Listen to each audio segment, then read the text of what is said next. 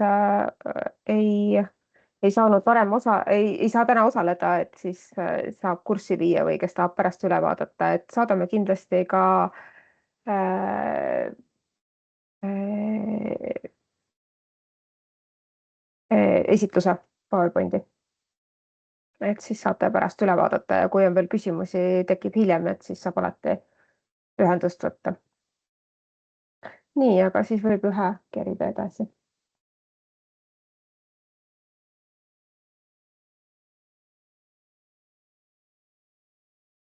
Nii, meetme eesmärk on siis läbi elektribusside kasutuselevõttu vähendada kasvuhooneheidete emissiooni ja suurendada energiatõhusust. Ehk et siis soodustada kohalike omavalitsuste ja ühistranspordikeskuste läbi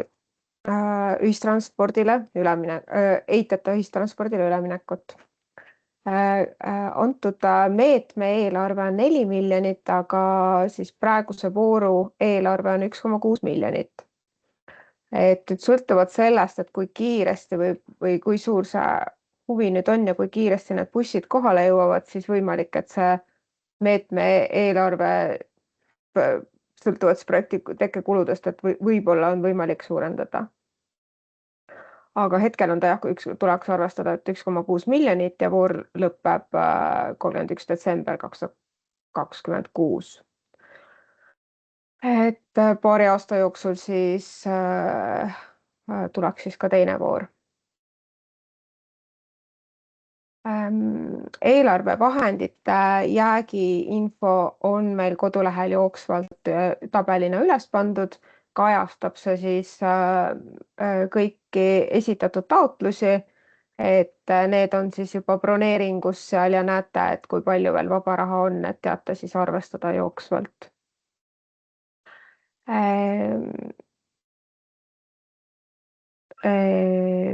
Tulemusena siis on näitajaks soetatud elektribusside arv ja laadimispunktide arv.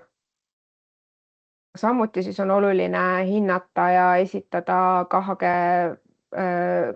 kasvuhoonegaaside vähenemise ja energiatõhususe suurused. Neid siis saab arvutada välja KIK avaldatud vormil, kodulehel on üleval. Et arvutate välja, panete numbrid ja pärast siis näitate, kui palju tegelik oli. Busside ja laadimispunkti säilitamine sihtotstarbeline kasutamise kohustus on 5 aastat lõppmaksest.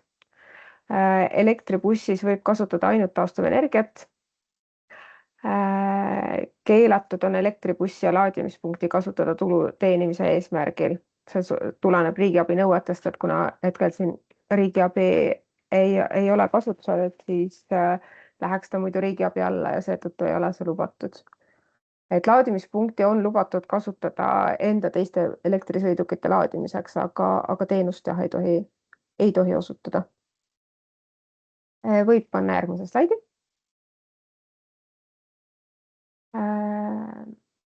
Nii. Toetada me saame siis kuni 4 bussi ühe taotluse kohta. Ja iga bussi kohta võib siis taotleda maksimaalselt ühe laadimispunkti. Et laadimispunkti ei pea rajama, aga siis võib kuni 4 tükki siis olla neid. Busse tuleb siis kasutada avalikuks liiniveoks või õpilastranspordiks. Elektribuss ise on selle määruse mõistes siis vähemalt 8 istmekohaga M1, M2 või M3 kategooria täiselektriline sõiduk, mille heitkogus on 0 grammi kilomeetri kohta. Ja M2 ja M3 korral siis peab olema vähemalt üks teenindusuks madala sisenemisega ja üks ratastooli või lapsevankri paigutamise koht. Et siis kui hanget teete, et siis tuleks nendele asjaoludele tähelepanu pöörata lisaks muudele. Taotlejaks saab olla kohaliku omavalitsuse üksus või siis piirkondlik ühistranspordikeskus. kelle teeninduspiirkond on enamuses väljaspool Tallinna ja Tartu linna. Ehk et liinikilomeetritest siis üle 50% peab olema väljaspool Tartut ja Tallinna. Partnereid võib kaasata, partner peab olema samamoodi siis kas kohaliku omavalitsuse üksus või piirkondlik ühistranspordikeskus, kelle samuti teeninduspiirkond on väljaspool Tallinna ja Tartu linna. Partneril peavad tekkima samuti kulud ja vastutab samamoodi projekti elluviimise, vara säilimise ja projekti sihtpärase kasutamise eest. Et sisuliselt kõik samad tingimused kohalduvad.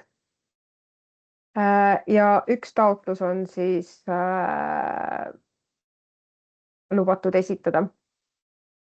Välja arvatud siis paar ÜTK-d, kellel on mõnel ühistranspordikeskusel on mitu teeninduspiirkonda erinevates maakondades, siis nendel on õigus esitada erinevate maakondade kohta taotlused. Nii, võib edasi panna. Nii, ma korra segan, et üks küsimus tuli, et võtame jooksvalt vahel, eks ole, need teksti küsimused. Jah, mõistek. Et kas tulu teenimise keeld tähendab, et pileteid ei või müüa? Ei, see ei tähenda seda, et pileteid ikka võib müüa, kui on liinivedu, et siis see on mõeldud seda, et seda bussi või välja rentida näiteks naabervalla koolile näiteks tasu eest. Seda tähendab tulu teenimine. Aga jah, kui teil on liinivedu seal, siis ikka nii nagu tavapärane liinivedu toimub. Seda võib teha.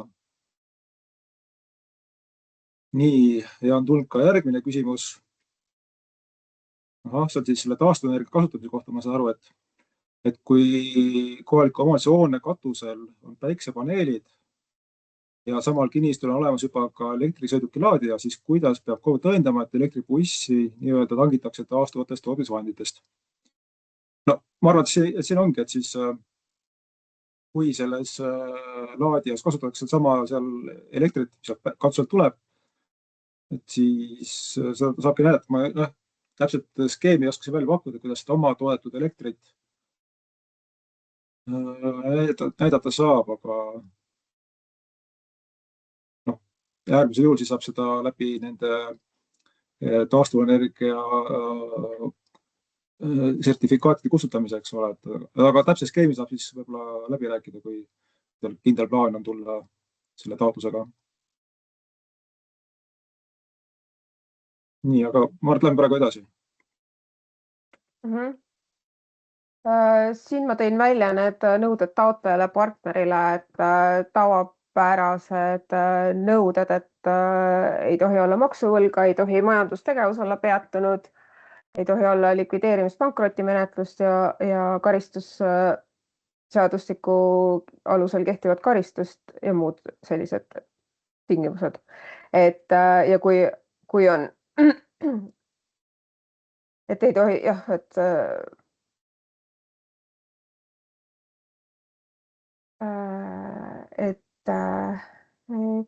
neid saate siis lihtsalt seal taotlemise juures panna kinnituse, et seda ei ole.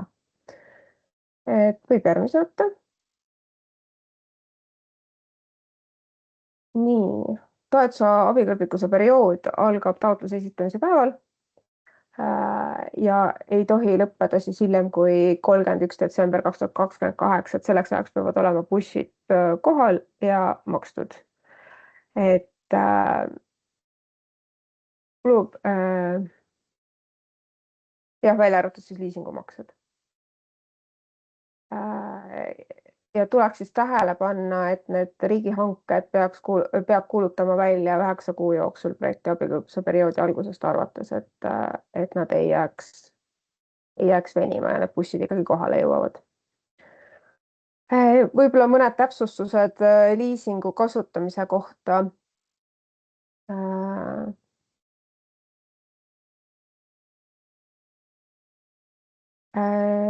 Et liisingumakseid võib siis, nagu ma ütlesin, ka tasuda väljaspool abikõlblikkuse perioodi. Liisingulepingu sõlmimisel peab bussi omandiõigus minema liisingulepingu lõppedes üle toetuse saajale. Et muidu ei ole abikõlblik. Kokkulepitud liisingu summa ei tohi olla suurem kui elektribussi soetamise maksumus, millest on maha arvatud toetuse summa ja esmane sissemakse. Ehk et see mõte on jah see, et toetuse saajal ei ole lubatud kasutada liisingut viisil, mis vähendab tegelikkuses sissemakset ja omafinantseeringut. Ja vara ei tohi müüa liisinguandjale eesmärgiga vara liisingusse võtta enne 5 aasta möödumist.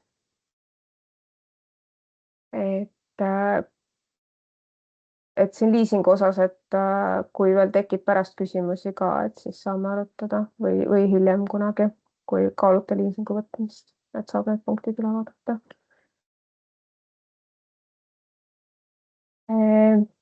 Abikõlblik on uue elektribussi soetamise kulu ja laadimispunkti soetamise kulu.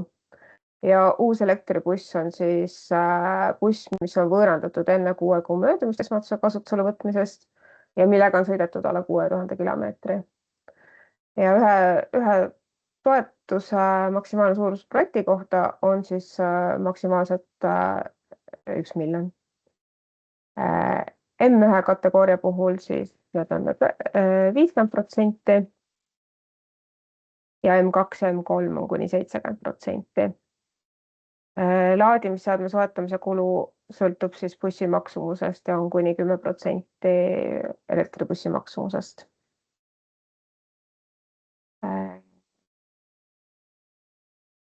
Kulu on tekkinud, kui töö on tehtud, asi on käes ja on tõendatav, et elektribuss on soetatud, kui on esitada ka juurde üleandmise vastuvõtmisakt ja laadimispunkt on töövalmis, kui selleks on töövalmidust tõendav dokument, et maksedokumentide juurde hiljem tuleb siis need lisada. Ja siia ma tõin mitte abikõlblikud kulud välja, et siin on oluline märkida, et elektribussi laadimispunkti soetamine, punkt ise on toetatav, see seade, aga siis püstitamise ja töökindluse tagamisega seotud kulud abikõlblikud ei ole. Et kõik, mis on rajamise, liitumisega seotud, et need tuleb siis oma finantseeringust tagada. Või kui on, mis lahendus taga on. Samamoodi jah, liisingulepingu siis intressi ja kindlustusega seotud kulud ja amortisatsioonikulud ja muud sellised kulud. Nii, võib jätkata.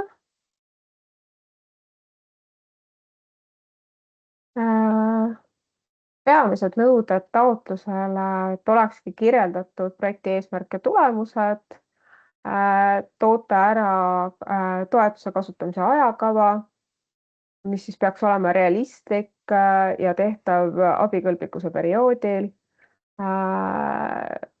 projekti eelarve kululiikide kaupa, kus on välja toodud siis abikõlblikud ja mitteabikõlblikud kulud. Ja siis korra edasi. Ja nüüd siis läbi dokumentide ja seal sisukirjeldust saate siis lisada veel siis, et väga oluline on nende elektribussi ja elektribussidega teenindavate liinide kirjeldus ja dokumendid ja samamoodi laadimispunkti osas info, et kuidas, kuhu või tähendab, mis laadimispunkt, kuidas, millal, mis. Et oleks kõik info olemas ja siis on pärast näitan ka, kus mida sisestada, kuhu andmed panna. Ja kindlasti siis volikiri, kui on volituse alusel tegutsemine. Ja paljud asjad siin tulevad kinnitusega, aga pärast siis näitan uuesti. Nii, võib edasi panna. Nii. Tegemist on jooksva vooruga, ehk et taotlusi menetleme taotluse laekumise järjekorras. Kas siis eelarve ammendamiseni või kuni taotlusvooru sulgemiseni. Ja nagu ma juba ütlesin, et kodulehel on olemas jääk on näha,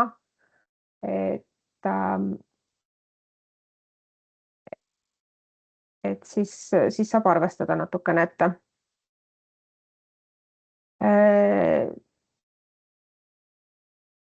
Olen siin toonud välja ka, et samast siis maakonnast on üks taotlus ja et kui see on esitatud, siis teisi enam ei võeta vastu. Kui peaks see taotlus ära langema, siis saab esitada saavad teised esitada. See on nüüd siis avalike liiniveo puhul on üks taotlus maakonnast, et õpilasveo puhul piirangut ei ole, et võib olla rohkem. Ja menetleme siis 60 kalendripäeva jooksul, kui ei ole täiendavaid, et see võib pikeneda selle aja jooksul, kui oli täiendusi vaja teha. Nii. Ja kui kõik on korras, siis teeme taotluse rahuldamise otsuse ja saab hakata tegutsema ja taotlema või seda busse siis hankima. Nii, võib jätkata.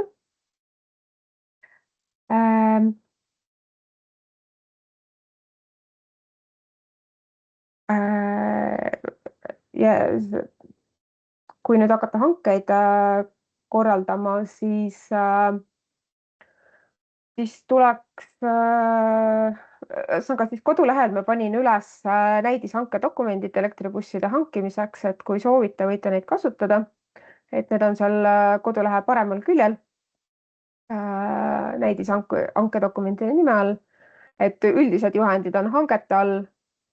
Seal on ka hankeplaani ja hanke makseprognoosi tabelid, et mida teil on vaja hiljem esitada. Ja sealt saate siis, ei ole kohustuslik kasutada neid näidishanke dokumente, aga võite võtta sealt need hankedokumendid ja neid kasutada. Oota, ma korra täpsustan siin, et hankeplaani ei pea esitama, aga seal e-toetuste keskkonnas on see makseprognoosi tabel, et see tuleb täita siis seal. Jah. Nüüd on e-toetuste keskkonnas. Just. Nii, aga ja siis, kui on hanke läbi viidud, bussid kohal või ka laadimispunktid, siis saab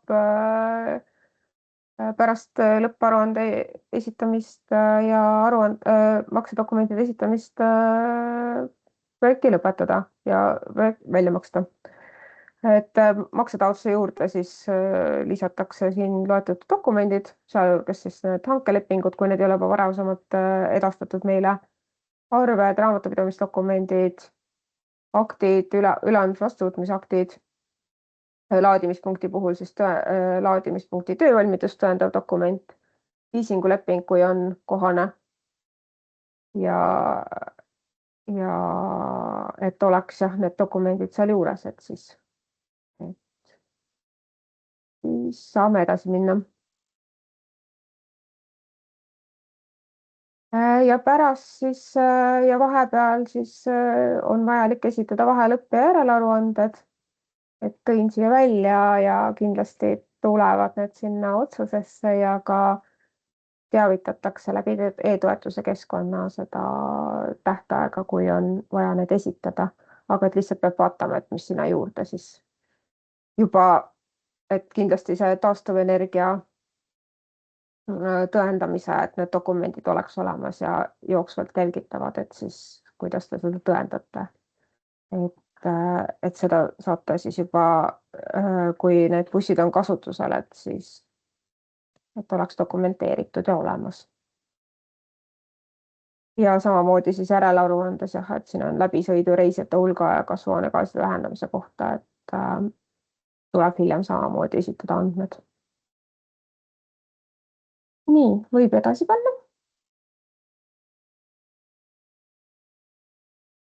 Nii, et tutvustan põgusalt siis e-toetuste keskkonda. See on nüüd see kodulehe info, et toetuse otseviide on kodulehel olemas. toetuse andmise tingimused, seotud dokumendid, hanked on siin paremas reas. Vabavahendite jääk on ka siin näha keskel, et siit näete ära, palju on. Hetkel on veel minu andmetel 1,6 miljonit on vaba, et saate hakata esitama. Nii, võib järgmise võtta. See on nüüd siis taotlejate lehel, kus on oluline siis, et vähemalt üks kontaktisikutest oleks märgitud jah-iga, et isik soovib saada teavitusi, muidu edasi ei saa siit lehelt. Kui on kinnitus jah-ei, et siis valige üks. Et kui ei kohaldu, siis kui on koolibussid siin osadel juhtudel, et ei ole avalik liinitransport, et siis ei pruugi kohalduda. Et muud siin sellel lehel keerulist ei ole. Projektikulude käibemaks on ka siin, et kui jääb kulutegija kanda, et siis vastav õige valik valida. Nii, siis võib järgmise võtta. Panin siia lühidalt veel need märkused kirja ka, et mis seal esimesel lehele, millele tähelepanu pöörata ja läbivalt siis küsimärkide all olen üritanud, on meil seal pandud abiinfot, et äkki on seal olemas ja kui ei ole, et siis kui tekib küsimus ja ei ole infot, et siis andke märku, et siis saame vaadata koos üle. Nii, võib järgmise panna. Nii, üldandmete lehel siis projekti nimi, kui hakkate sisestama, siis peaks olema lühike, asjakohane. Ise saate valida. Nii, taotluse esitamine, siis nagu juba rääkisime, algus on see taotlemise kuupäev ja lõpp ei saa siis olla hilisem kui 31. detsember 2028. Ja siin mõned kinnitused allpool. Projekti makse ja saajad, et võib panna edasi. Jah, siin on need lihtsalt need kinnitused.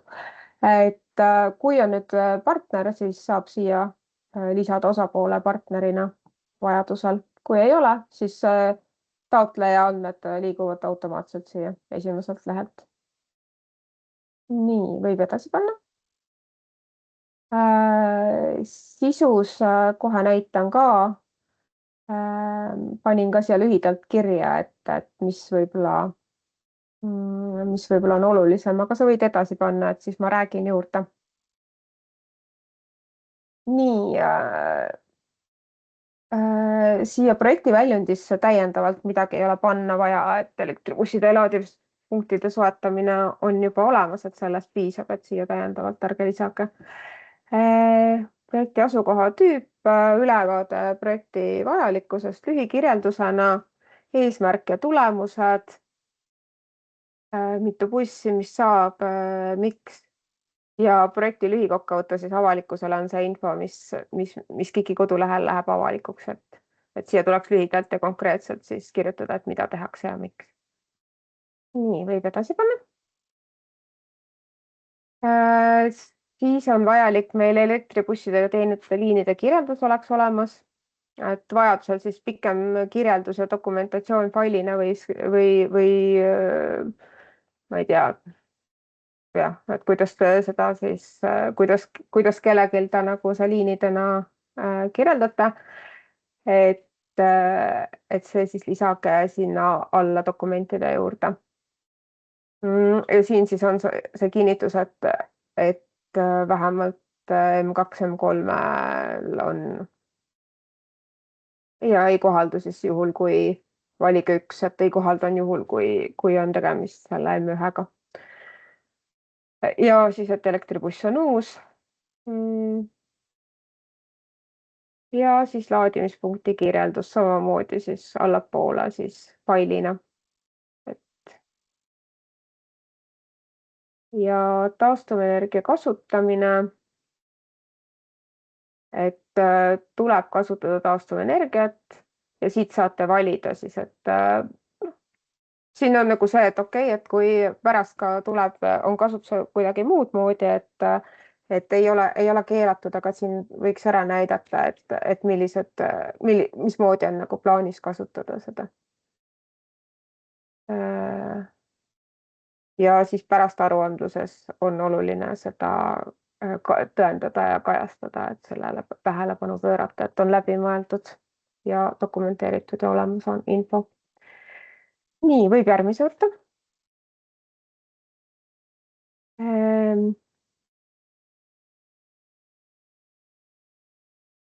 Lisage siis ajakava siia.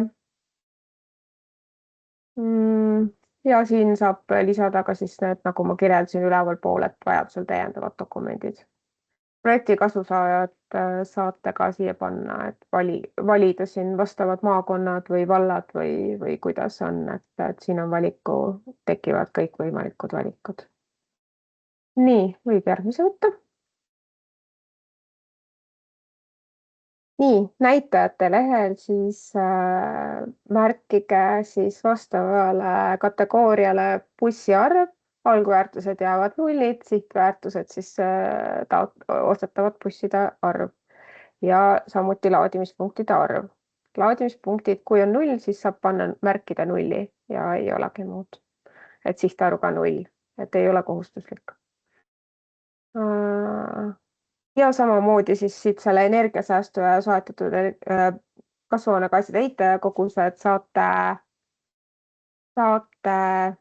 panin siia üles selle näidise, kus selles energiaarvutuse tabelis on näha sellel teisel lehel busside heide, kus te need numbrid saate. Et siia siis kollastesse lahtritesse tuleks panna vastavad näitajad, mis on konkreetse kas siis busside või kategooriate lõikes tuleb üle vaadata ja arvestada siis vastavalt.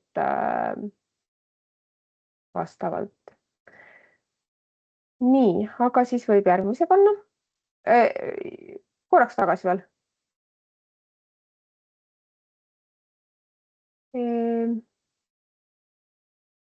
Jah, ja selle säästuarvutuse tabeli enda saab siia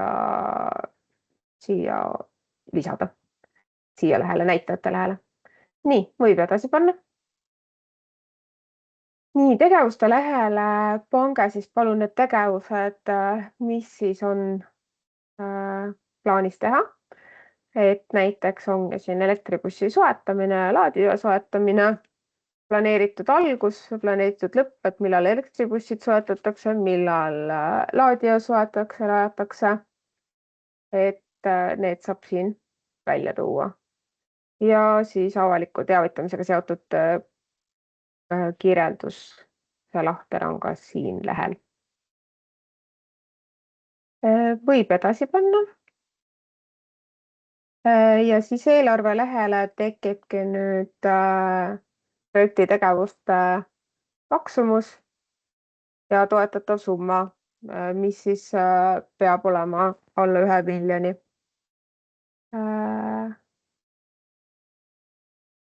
Et eelarve kujunemisel siis on oluline vaadata, et näidata, et kuidas see eelarve on kujunenud, tõendavad dokumendid, näiteks hinnapakkumised, mis tõendavad eelarve kujunemist. Võib korra edasi panna. Ja siis siit tegevuste lehelt siis tulevad need samad tegevused siia eelarve ridadele ja siis eelarve kujuneb siis, et kui palju, et elektribuss on ühe summaga ja 10% siis laadija soetamine. Ja siia saab lisada siis eelarve kujunemist tõendavad dokumendid või kirjaliku selgituse. Olenevad, kuidas teil on. Nii, pane edasi, palun.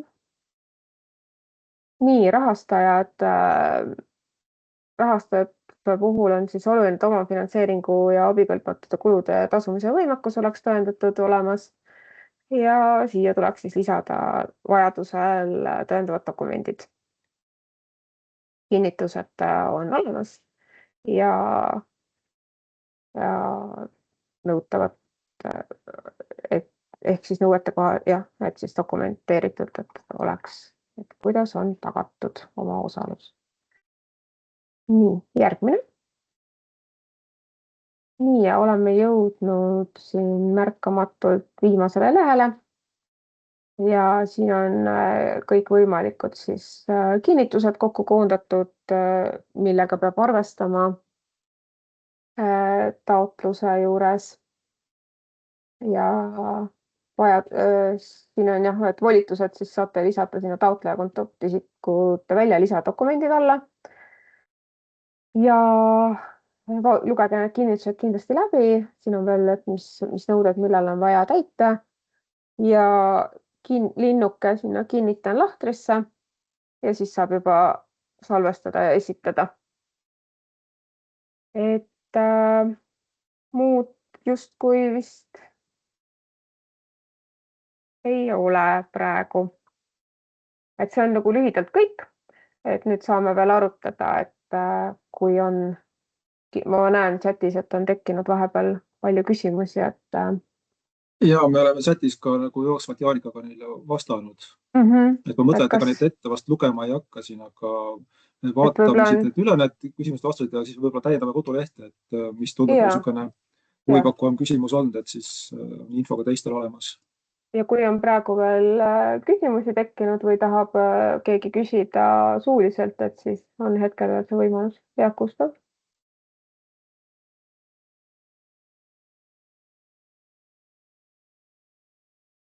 Gustav, sa võite rääkida?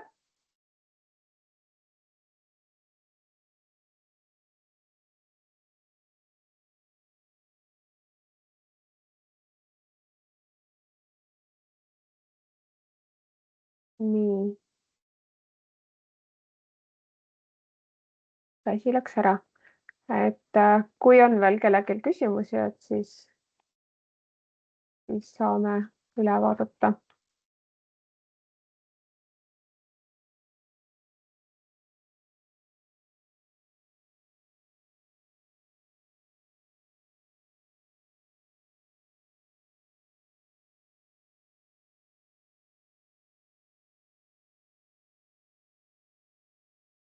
Aga kindlasti jah, et kui nüüd tekib veel küsimusi, mis kindlasti sisestamisel võib veel juhtuda ja on täiesti tavapärane, et siis võib märku julgelt anda, et oleme olemas ja saame vastata, et mind võib-olla ennast jooksvalt järgmisel nädalal ei ole, aga mul on asendajad, kes mind siis saavad, kes oskavad teile vastata.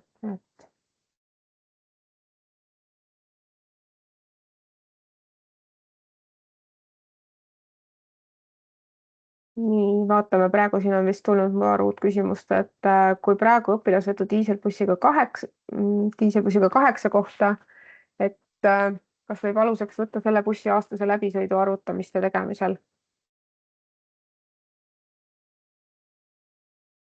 Jah, see ei tohiks olla probleem.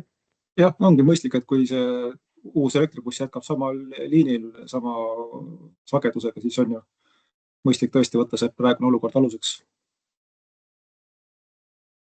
Nii, kui sama buss on plaanis kasutada nii õpilasveoks kui liiniveoks, siis kumba kasutusviisi toetuse mõttes esmaseks peetakse?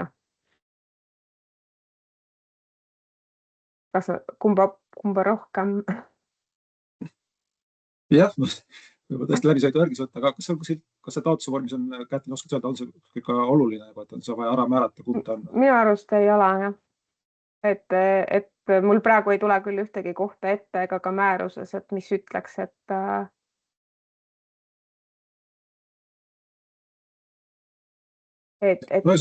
kui on kuskil vaja määrata, siis on vastata läbisõidule, et kumma siis on rohkem. Liinivedu saab ainult üks, õige märkus. No kui ta on ka peamiselt liiniveoks mõeldud, siis ta on liinivedu. Läbisõidu järgi on ju, siis ta on liiniveoks.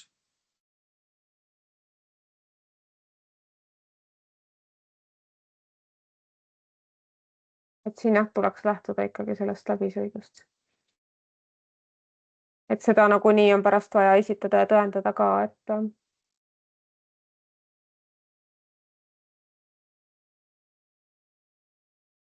nii, aga kas on veel küsimusi? Kas need kirjalikud, ma saan aru, et need said kõik vastatud ja tõepoolest, et ma siis vaatan need üle, täiendan kodulehte ja saab seal veel saab jooksvalt üle vaadata ja küsida siis, kui midagi on veel.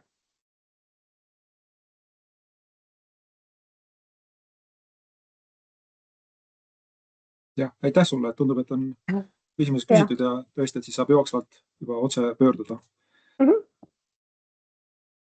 Aga suur tänu kõigile kuulamast ja siis jätkuvat suhtlusteni. Ootame taotlusi. Ilusat päeva!